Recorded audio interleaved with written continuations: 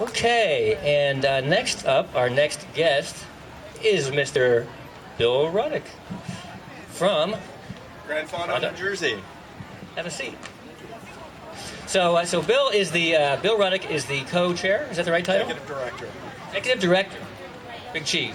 The Big Cheese.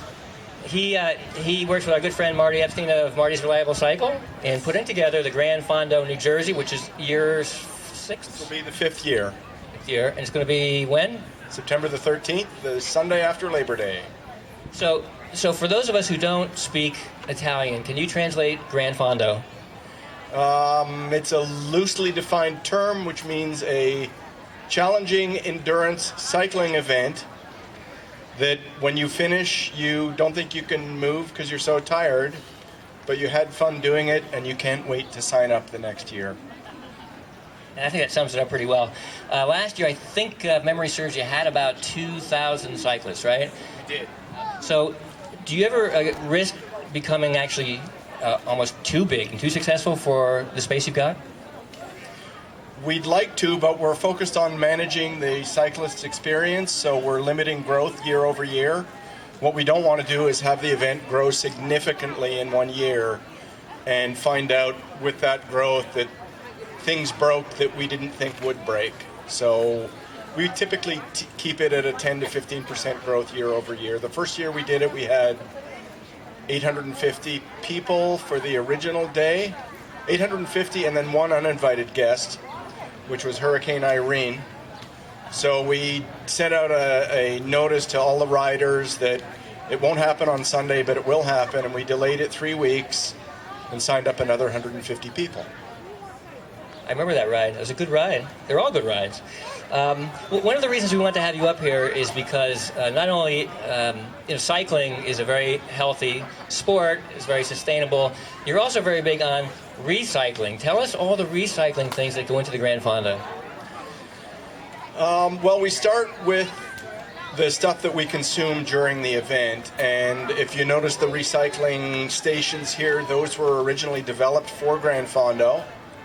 And we've recycled those into Sustainable Morristown, and they use those for all our events.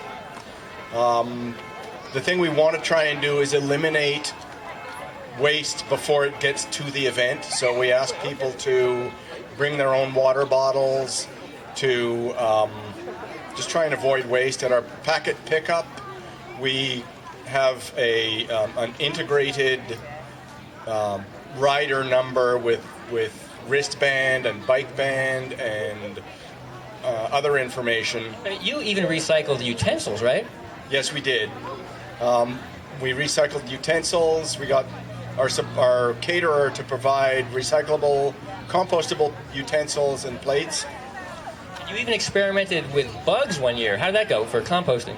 We did 2 years ago. All of the composting went to we call her the bug lady.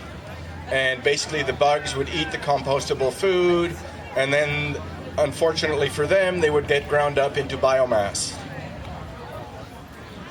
Now, another thing that you folks do on the sustainable front is you've donated a lot of money to charity over the years. How much have you donated, and tell us your philosophy on that.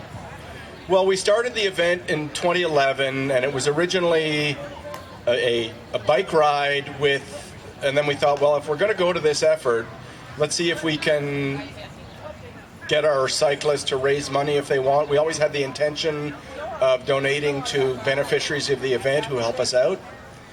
And over the course of the first 4 years, we have donated over $200,000 to our beneficiaries, and those include the Seeing Eye, Homeless Solutions of Morristown, Grow Green Morristown, Sustainable Morristown, and the New Jersey Bike and Walk Coalition.